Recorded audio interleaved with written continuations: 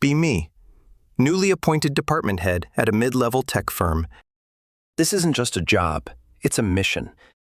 The place I'm taking over is the IT infrastructure division. It has a reputation for being a stagnant pond of male energy. My boss, Io, who's a senior director, basically told me to shake things up. He used corporate language like modernize the culture and improve collaborative synergy. I knew what he really meant. Get rid of the old boys club mentality. Felt like a breath of fresh air, finally being put in charge. My whole career, I've had to deal with these types of guys. The ones who think being good at their job gives them a pass to be socially inept. Day one, I walk into the office space. It's exactly as I pictured. Dead silent, except for the clicking of keyboards and the hum of servers. No chatter, no collaboration, just a bunch of guys staring at their screens. I see my team. There's Calvin, who seems a bit younger and eager. He gives me a nervous smile. Potential ally. There's Oakley, the only other woman. She barely looks up. Disappointing, but I figure she's just been beaten down by the environment. And then there's Roman. He's tucked away in a corner, just radiating this aura of unapproachability. Doesn't even acknowledge me when I'm introduced. Just a slight nod, his eyes already flicking back to his monitor. I immediately flagged him in my mind. That's the one. That's the source of the rot. I schedule a team meeting for that afternoon. My goal is to lay down the new law, establish my presence. I talk about my vision for a more dynamic, communicative, and inclusive workplace. I use all the right terms: psychological safety, open door policy, idea meritocracy. Most of the team nods along, probably just to get it over with. Calvin is nodding enthusiastically. Good. Oakley is doodling on a notepad. Roman is completely still, just staring at me with a blank expression. It's unnerving. It feels like he's analyzing me, judging me. Then I start discussing our current major project, a server migration. I outline my new, more aggressive timeline to show Elio I mean business. I finish my big speech, feeling pretty good about it. I ask if there are any questions. The room is silent for a few seconds. Then Roman speaks for the first time. His voice is low and flat. No emotion. He says the proposed timeline doesn't account for the necessary security audits. He states that pushing it through like that will open up at least 3 major vulnerabilities. He finishes by saying it will also cause a system-wide slowdown and delay the final release, not speed it up. He doesn't say it like an opinion. He says it like he's reading a weather report. The air in the room just freezes. He wasn't offering feedback. He was telling me I was wrong in front of my entire team on my first day. A classic male power play, trying to undermine the new female boss. I keep my cool, of course. I thank him for his input and say that we need to embrace a more can-do attitude. I tell him I'll take his concerns under advisement. The meeting ends shortly after. The damage was done. He'd drawn his line in the sand. I knew then and there that he had to go. A few days later, I start my campaign. I call Roman into my office for a one-on-one. I want to document everything. I start by asking him how he's feeling about the new direction of the department. He just says it's a change. No enthusiasm, no buy-in, just passive resistance. I tell him that his communication style in the meeting could be perceived as adversarial. I explain that we need to foster an environment where people feel safe to propose ideas without being immediately shut down. He looks at me genuinely confused. He tells me he wasn't shutting anything down. He was just identifying the technical risks involved. He says his job is to ensure the integrity of the network. He's twisting my words, making it about the job and not about his attitude. This is textbook defensiveness. I make a note in my private file for him. Resistant to feedback. Fails to grasp social dynamics of a team environment. The next week or so, I focus on building my relationship with Calvin. I praise his ideas in meetings, even the mediocre ones. I tell him I see a lot of leadership potential in him. He laps it up. I start assigning him to small tasks that would normally go to Roman, the senior tech. I frame it as a developmental opportunity for Calvin. Roman doesn't say a word. He just continues to do his work. His silence is louder than any argument. It's a constant passive challenge to my authority. I try to engage with Oakley too. I invite her for coffee, woman to woman. I ask her how she's found it, working in such a male-dominated space. She just shrugs and says, "It's fine. The guys are okay.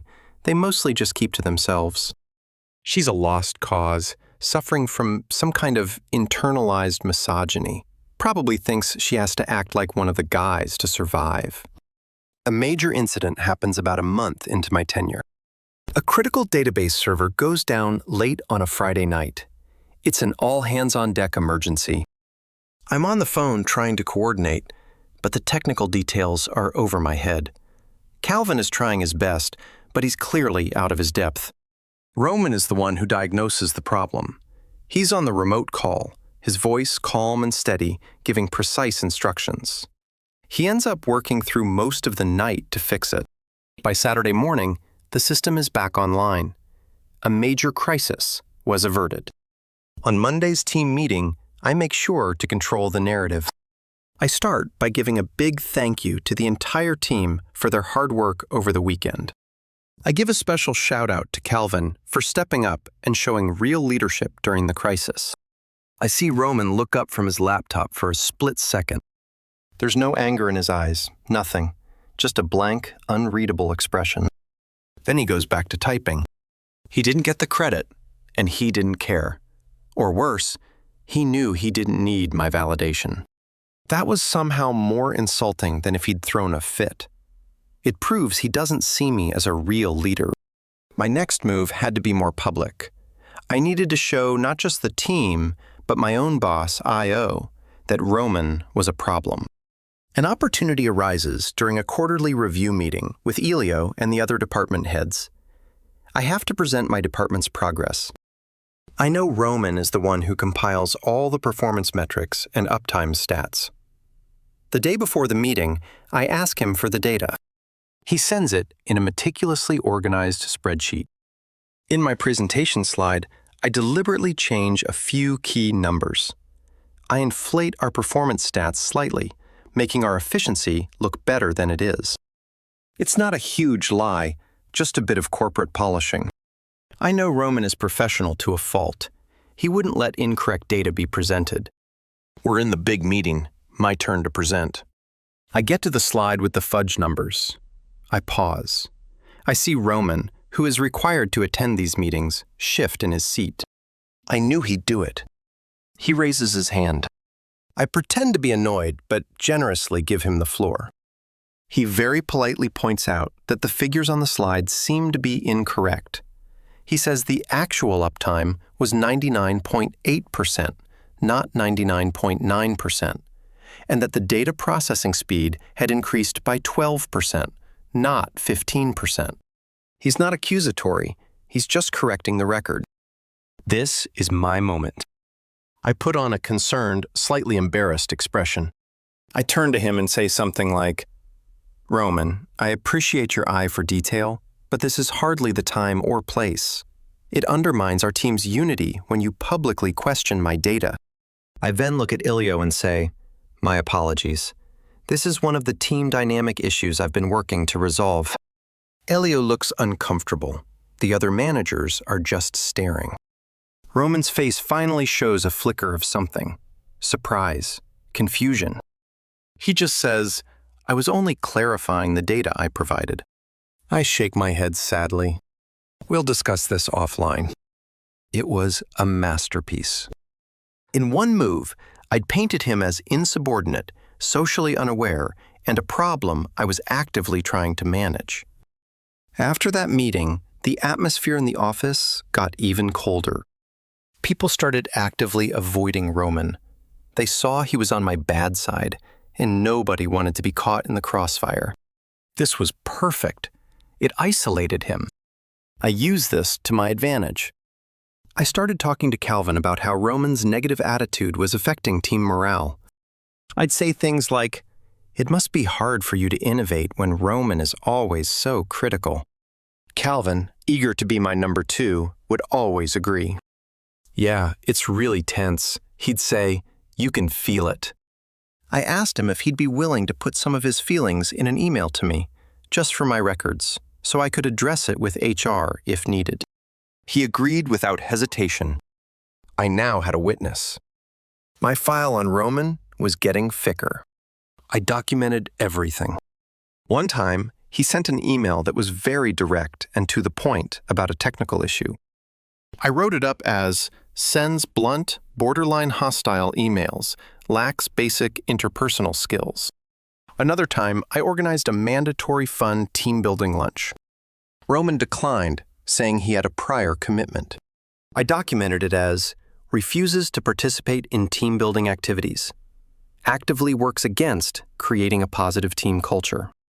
I started giving him impossible tasks with vague instructions. I'd send him an email asking him to optimize the back-end database. "That's not a real task. It's a month-long project." He'd reply with a list of clarifying questions. "What are the performance targets? What's the budget for new hardware? What's the acceptable downtime window?" I would just ignore the email. A few days later, I'd ask him for a status update in a team meeting. He'd have to say he was still waiting for clarification from me. I'd then sigh and say that we need people who can take initiative and not wait to be spoon-fed instructions. Every interaction was a new entry in my file. I was building an airtight case of incompetence and insubordination. The irony was that his actual work performance was flawless. The systems he managed never went down. Every project he was on was completed on schedule, despite my interference. But performance isn't everything. Culture is what matters. And he was a cultural cancer. I felt like I was doing the right thing. I wasn't just getting rid of a difficult employee. I was fighting the same old toxic male archetype I'd been fighting my entire life. The quiet, arrogant type who thinks his technical skills make him superior. The kind who resents a woman being in charge. By around the end of that quarter, I decided I had enough. The file was thick. I had emails from Calvin. I had a documented pattern of behavior. I scheduled a meeting with the head of HR. I walked into her office, professional and concerned. I laid out my case. I didn't present it as a personal issue. I framed it as a manager trying to protect her team. I used all the keywords HR loves. I said Roman was creating a hostile work environment. I mentioned his passive-aggressive communication and refusal to integrate. I talked about the impact on team morale, citing my conversations with Calvin. I showed her my log of incidents, the public undermining in the meeting with Elio, the refusal to join team activities, the hostile emails. The HR manager was nodding along, her expression serious. I had her. She saw me as a proactive manager trying to solve a people problem. I told her I'd tried everything: one-on-one coaching, clear feedback, team-building exercises. I said that unfortunately, I believed we were at the point where termination was the only option left for the good of the department. She reviewed my file and Calvin's emails.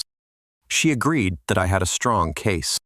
She said that based on the documentation, his behavior was a clear violation of the company's code of conduct regarding a respectful workplace. She told me she would schedule the final meeting.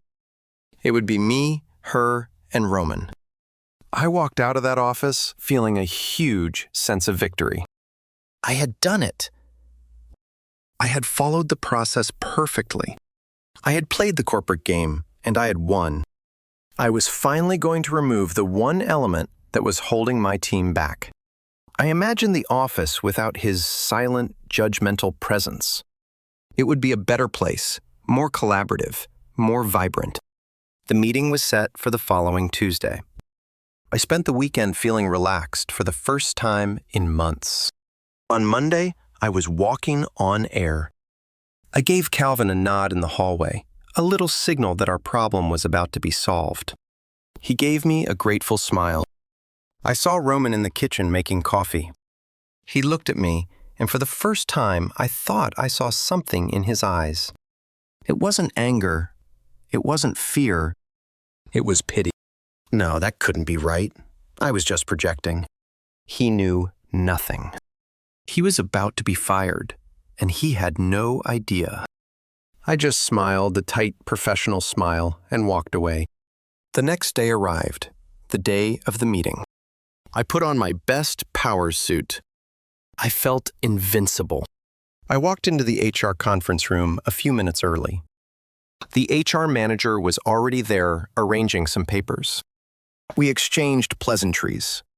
She was fully on my side. A minute later, the door opened and Roman walked in. He was holding a leather portfolio. He sat down opposite us. His expression was the same as always, calm, neutral. The HR manager started the meeting. She used the standard impersonal script. Roman, we've called you here today to discuss some ongoing performance and behavioral concerns. I then took over. This was my show. I calmly, methodically, and professionally laid out the case against him, just as I had for the HR manager before. I walked him through the incidents, his resistance to my new vision from day one, his pattern of unconstructive criticism, his public insubordination in front of a senior director, his refusal to engage with the team, his creation of a tense and uncomfortable work environment for his colleagues like Calvin. I spoke for about 10 minutes, my voice never wavering. I concluded by saying that due to this documented pattern, we had lost confidence in his ability to be a productive member of the team, and the company had decided to terminate his employment effective immediately. I sat back, expecting him to argue, to deny it, to get angry. I was prepared for anything except what he did next. He didn't say a word. He just listened patiently until I was finished. The HR manager looked at him with a practiced, sympathetic expression. She asked, Roman, do you have anything you'd like to say in response to this? He finally looked up, making eye contact with me for a long moment. Then he turned to the HR manager. Yes, I do, he said, his voice perfectly level. I anticipated this might be a possibility. He opened the leather portfolio he'd brought with him. My heart skipped a beat. What was that? I thought maybe he had performance reviews, emails from my predecessor praising his work, something easily dismissed. It wasn't that. He took out a small digital voice recorder and placed it on the table between us. My blood ran cold. He then said, words can be misremembered or taken out of context. So after the incident in the directors' meeting, where I was publicly reprimanded for providing accurate data, I felt it was necessary for my own safety to have a clear record of my interactions with my manager. He looked directly at me. This device contains audio recordings of every one-on-one meeting, every performance review, and every private conversation we've had in your office for the last 3 months.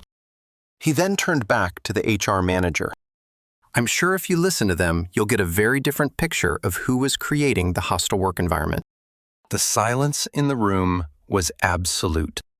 I stared at the little black rectangle on the table.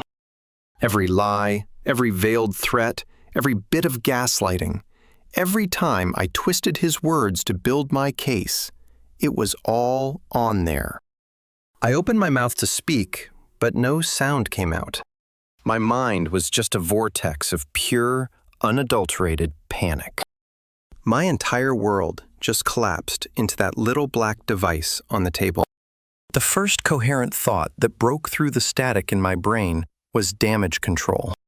I found my voice, but it came out strained, a full octave higher than usual. You can't do that. That's illegal. You can't record someone without their consent.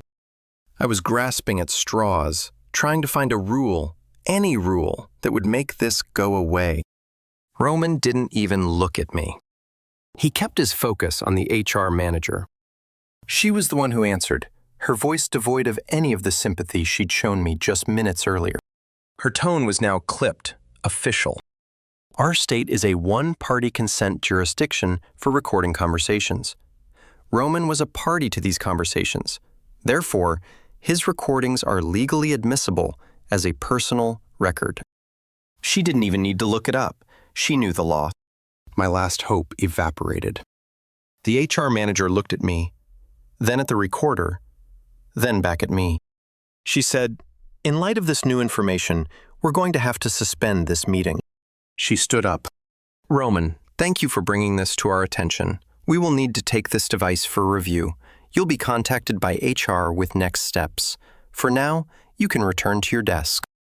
He just nodded, pushed the recorder an inch further into the center of the table, stood up, and walked out of the room without a single backward glance. He left me there with her. The HR manager sat back down, her face like a stone mask. The friendly, supportive ally was gone. In her place was a corporate functionary. She told me, "You are being placed on paid administrative leave, effective immediately." She slid a pre-printed form across the table. "You are not to return to your desk. You are not to access the company network, email, or any other systems. You are not to have any contact with any employees of this company, especially the members of your team." She emphasized that last part. "An investigation will be conducted. You will be contacted when we have concluded our findings." I was speechless. I just stared at her. "Do you understand?" she asked, her voice sharp. I managed to nod. "Your building access has been revoked. Security will escort you out." It was the most humiliating moment of my life. A security guard, someone I'd probably passed in the hallway 100 times, was waiting for me outside the conference room. He didn't say a word, just walked me to the elevator down to the lobby and stood there as I walked out the front doors into the midday sun. My work bag was still in my office. My car keys were in my bag. I had to call a rideshare home, standing on the curb like a total outcast. The entire ride home, my mind was racing. I replayed every conversation with Roman in my head. Every time I'd pushed him, every time I'd twisted his words, every piece of condescending feedback I'd given him. I had been so sure, so confident in my own narrative. The idea that he had a perfect objective record of it all was terrifying. When I got home, the first thing I did was try to call Calvin. I needed to warn him. I needed to get our story straight. If he backed me up, it would be my word and his against a bunch of audio recordings that they probably couldn't even use anyway, right? My mind was still trying to find a loophole. His phone went straight to voicemail.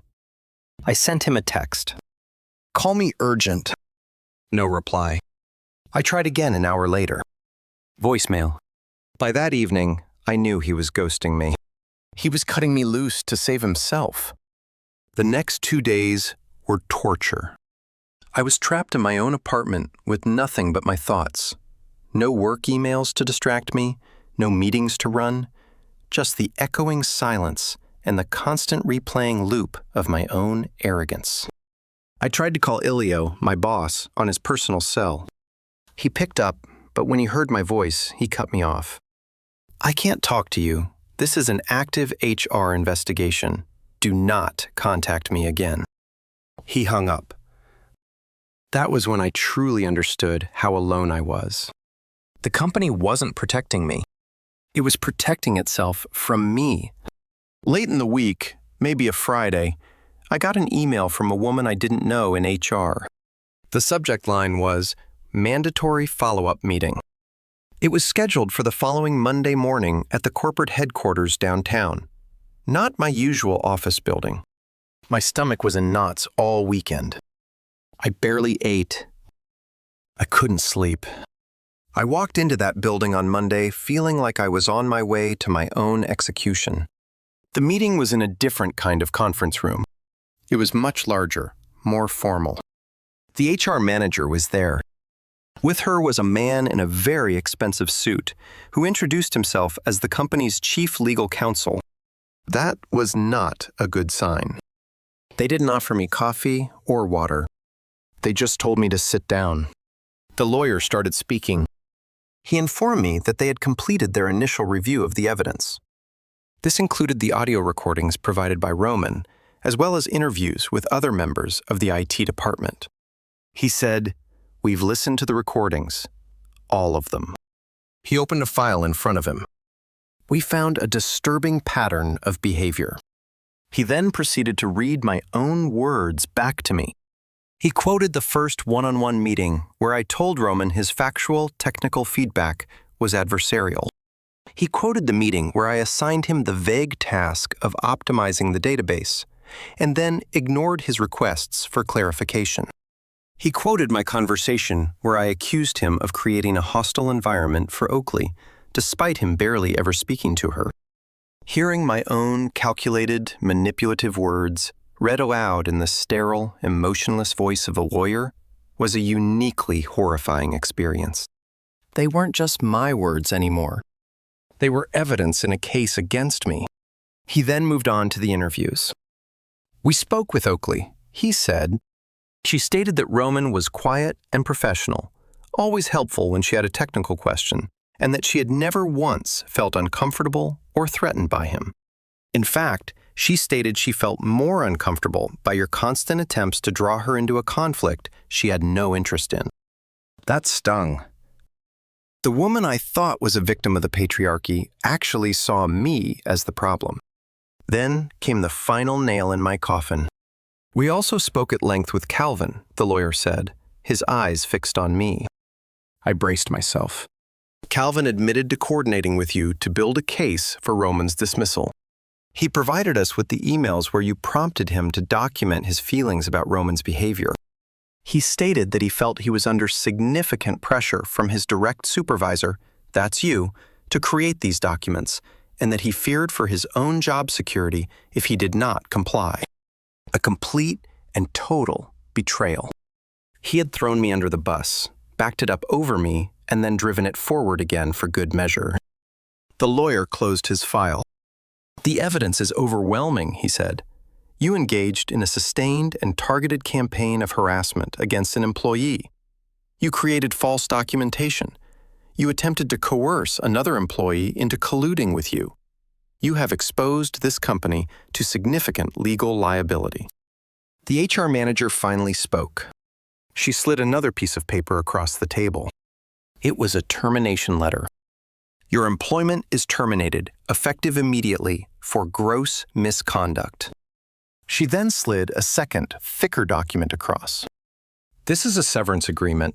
The company is prepared to offer you 2 weeks' pay, in exchange for which you will sign a non-disclosure agreement and a full release of all claims against the company and its employees. She paused. If you do not sign it, you will receive nothing, and we will, of course, reserve all our legal rights. We strongly advise you to have a lawyer review it. I was fired for the very thing I had accused Roman of. The ultimate irony. I felt sick. I just took the papers, stood up, and walked out. There was nothing left to say. The weeks that followed were a blur. I hired a lawyer who told me I had no case and to just sign the severance agreement. So I did. I started looking for a new job, but the tech world is small. I never knew for sure, but I suspect I was blacklisted. I'd get through first or second round interviews, and then suddenly the company would go silent. My career, which I had built so carefully, was in ruins. One night, a few months later, I was doom scrolling online, feeling a familiar mix of self-pity and rage. Out of morbid curiosity, I went to Glassdoor and looked up my old company. I was scrolling through the reviews, the usual stuff. Good work-life balance. Management is out of touch. And then I saw it, a review posted about 2 months ago. It was long, very long, and very detailed. It was titled, "Great Engineers, but be careful if you're a man. My blood turned to ice." The anonymous review laid out the entire story, but from his perspective. It described a new manager who came in with an agenda. It described how she targeted the most senior, quietest engineer. It described how she twisted his words, stole his credit, and publicly humiliated him. It described how she tried to get him fired on false pretenses.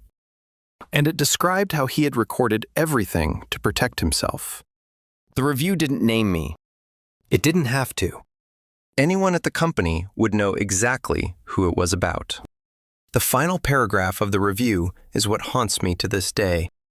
It was a piece of advice.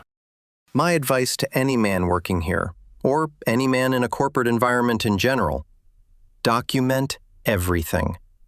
Keep records of your work. Save your emails. If you find yourself in a situation where you feel you are being targeted by a manager with an ideological agenda, buy a voice recorder. It's cheap insurance. It might just save your career. Because in the current year, your competence and hard work are not enough to protect you. You have to protect yourself. I closed my laptop. He hadn't just beaten me. He hadn't just gotten me fired. He had turned my story into a cautionary tale for his side. He took my crusade and made it into a lesson. And I was the punchline. I found out through the grapevine that Roman was offered my job as department head. He turned it down. Instead, he negotiated a new role for himself, a senior principal architect position. It came with a massive pay raise, a private office, and most importantly, an explicit exemption from having to attend any meetings that weren't strictly technical. He had won. He got everything he wanted. Not by playing the political games, not by fighting back loudly, but by being quiet, competent, and prepared. He just calmly weathered the storm I created. And then, at the very last moment, he showed everyone the receipts, and I was left with nothing.